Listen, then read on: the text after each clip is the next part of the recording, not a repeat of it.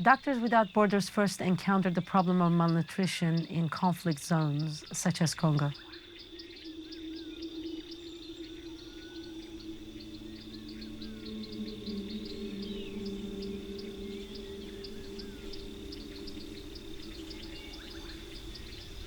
Photojournalist Franco Pagetti and I traveled to the Democratic Republic of Congo in October 2009.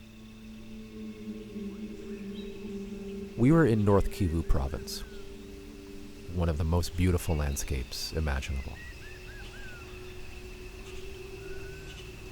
But as soon as you lower your gaze, You see a population fleeing their homes, moving almost every day, every hour, hiding in the bush, all around the scattered villages, and in camps. And it's in those places where we begin to find the malnutrition. Doctors Without Borders has been in North Kivu for at least 15 years. In order for the population to trust us, we need to be immersed in the community.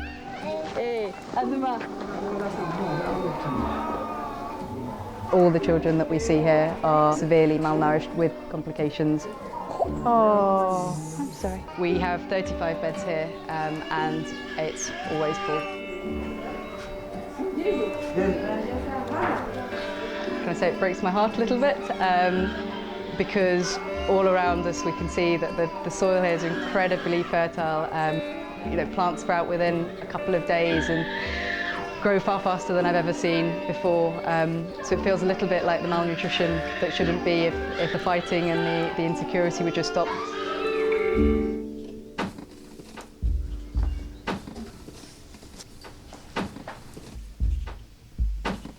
The war in Congo, especially when it started in '98, was labeled as the African World War. There are many active armed groups in the Kivus, and these groups need to feed their soldiers. So whenever they need supplies, they raid villages. People are forced to flee, to leave their cultivation fields behind, and then they cultivate the cassava. It grows fast, it grows easily in any kind of land, but cassava has no nutritional value. So that's when the malnutrition will kick again. That's the paradox of Congo. There is enough food, yet there are malnourished children existing in the same environment.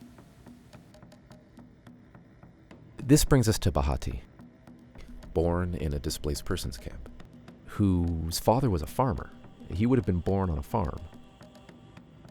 But war came to the village where Bahati's mother, Zaninka, and her family were living.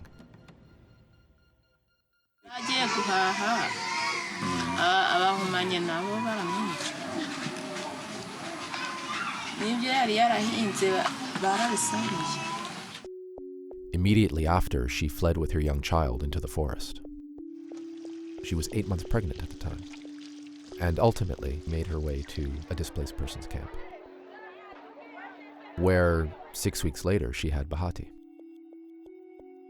At 12 months old, he was weighing only what a healthy 3 or 4 month old baby should weigh. Bahati was probably the loudest child in the clinic, which can be both a distressing signal but also a positive one. If a child is crying that loudly, it suggests that there's fight in him. Dr. Pavitra Natarajan, she goes by Pav. She was Bahati's doctor. When he came to us, he was coughing, he had diarrhea, he was vomiting as well, with a complaint of fever. He came in with a weight of 5.4 kilograms, had a slight dip initially, but then after that did gain weight quite nicely. I mean, you can see that the day before yesterday, he actually gained, 400 grams. Jambo mama! Habari ya matoto. On balance, I think he's doing pretty well. We're encouraged. As I say, he's interested in his food, picking out the food himself, and it's really nice to see. I wish more of our patients had that extensive appetite. Courage!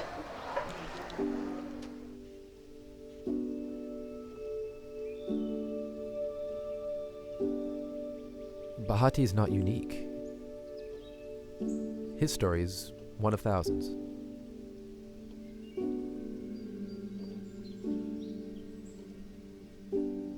And as sick as Bahati was, there are cases that are even more complicated.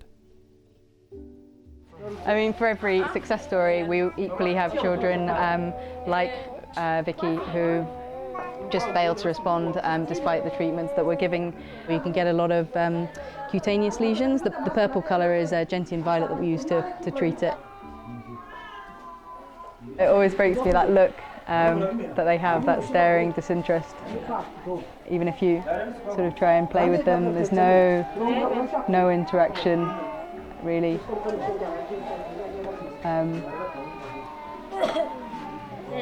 It's not how a 20-month-old should be.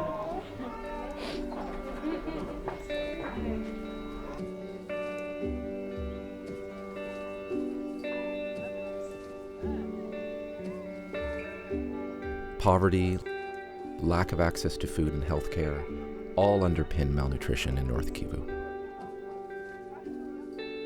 And the war, often referred to as a forgotten war, only makes the situation that much worse.